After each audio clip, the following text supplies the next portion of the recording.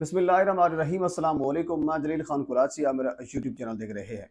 मौलाना तारिक जमील साहब के बेटे आसिम जमील की खुदकुशी की मुख्तलिफ चीज़ें आपके सामने आती रही कि उन्होंने कैसे खुदकुशी की। उनकी खुदकुशी की बाकायदा सीसीटीवी फुटेज जो है वो सामने आ चुकी है। क्या सीसीटीवी फुटेज है वो आपके सामने मैंने रखनी है। इससे पहले कुछ चीज़ें और भी हैं जो बैकग्राउंड है वो ज़रूर मैं आपके साथ शेयर करना चाहूँगा। इवन के यकीन माने मैं कल एक न्यूज़पेपर का एक मुकम्मल पेज देख रहा था जिसके ऊपर ये सारी तफसील लिखी हुई थी और उसमें ये लिखा गया था कि मौलाना तारिक जमील साहब के बेटे आसिम जमील ने इस वजह से खुदकुशी की है क्योंकि इनके भाइयों के दरमियान बाप के दरमियान माँ के दरमियान जायदाद का तनाज़ा चल रहा था, तो इसी वजह से आसिम जमील ने खुदकुशी की है। एक वजह आपने जिसकी सुनी होगी, मैंने तो खुद ये अपनी आंखों से पढ़ा है। अच्छा, इसके अलावा कुछ और भी बहुत सी वजूहात जो हैं वो सामने रखी गई, लेकिन वजह क्या है वो आपके सामने रखता हूँ। असल में एक बीमारी, इसके ऊपर आज मुफ्ती तारिक मसूद साहब ने भी वीडियो बनाई है। बीमारी जिसका नाम डिप्रेशन है, एग्जाइटी आपने सुना होगा, जिसमें वो बंदा ये चाहता है कि मैं सुकून महसूस करूं और उसको सुकून यूं महसूस होता है कि मैं इस दुनिया से चला जाऊं और मुझे सुकून मिलेगा, क्योंकि डिप्रेशन और एग्जाइटी इस ऐसी चीज है जिसमें बंदा ये चाहता है कि यार मैं दुनिया से अलग थलग हो जाऊं, मैं अकेला बैठा रहूं, मेरे से कोई पूछने वाला ना हो, मैं इन तमाम चीजों से निकल जाऊं। और मुफ्ती तारिक मसूद साहब ने आज ये तस्दीक की है कि ये उनको एग्जाइटी या डिप्रेशन अभी का नहीं है, ये काफी पहले का, यानी शुरू से, जब जिस तरह स्पेशल चाइल्ड होते हैं वैसा बच्चा था मौलाना तारिक जमील साहब का, ये आसिम जमील। अच्छा, एक कुछ अरसा पहले इनकी शादी भी हुई थी और उसके बाद अलहदगी भी हुई। कुछ लोग ये भी कह रहे थे कि इनकी शादी हुई और उसके बाद अलहदगी हुई, तो उसके बाद फिर ये एक तनाज़ा चल रहा था, तो इसी वजह से आसिम जमील ने खुदकुशी की है। ये बात भी सरासर बिल्कुल गलत है। अब हम उसके ऊपर आ जाते हैं जो सीसीटीवी फुटेज है। सबसे पहले मैं आपको बता देता हूं, अच्छा ये मैं नहीं कह रहा, आरपीओ मुल्तान जो सुहेल साहब हैं उन्होंने भी इस चीज की तस्दीक की है कि सीसीटीवी फुटेज मौजूद है, ये मैं नहीं कह रहा। अच्छा, सीसीटीवी फुटेज है क्या असल में?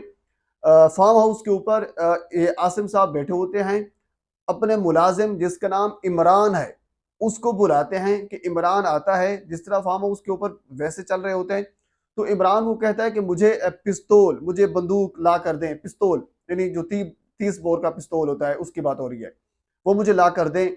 वो ला कर देता है।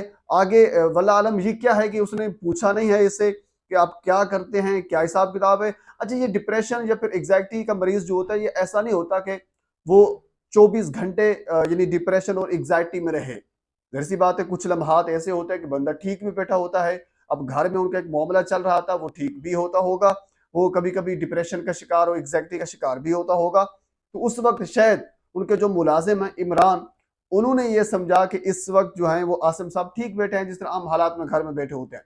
बहरहाल उन्होंने वो 30 बोर का पिस्तौल उनको लाकर दिया और उसके बाद फिर उन्होंने अपने सीने की तरफ किया और सीने की तरफ करके वो फायर जो है वो खोल दिया और गोली उनके सीने के आर पार हो गई, जिसकी सीसीटीवी फुटेज मौजूद है। अभी तक सीसीटीवी फुटेज सिर्फ पुलिस के पास मौजूद है, किसी और बंदे के पास मौजूद नहीं है। इवन के घर वालों के पास भी, जहां तक मेरे कुछ जरा से बात हुई है, किसी ऐसे बंदे के पास मौजूद नहीं है जो मीडिया तक शेयर कर सके। सीसीटीवी फुटेज बिल्कुल उसकी मौजूद है। आरपीओ मुल्तान जो सुहेल साहब हैं उन्होंने इस चीज की तस्दीक की है। यानी बात करने का मकसद मेरा यह है कि जो अफवाहें फैलाई जा रही थी कि उनकी जायदाद का तनाजा था, उनकी तलाक का तनाजा था, उनका ये था, उनका वो था, ये सारी चीजें बिल्कुल फेक हैं।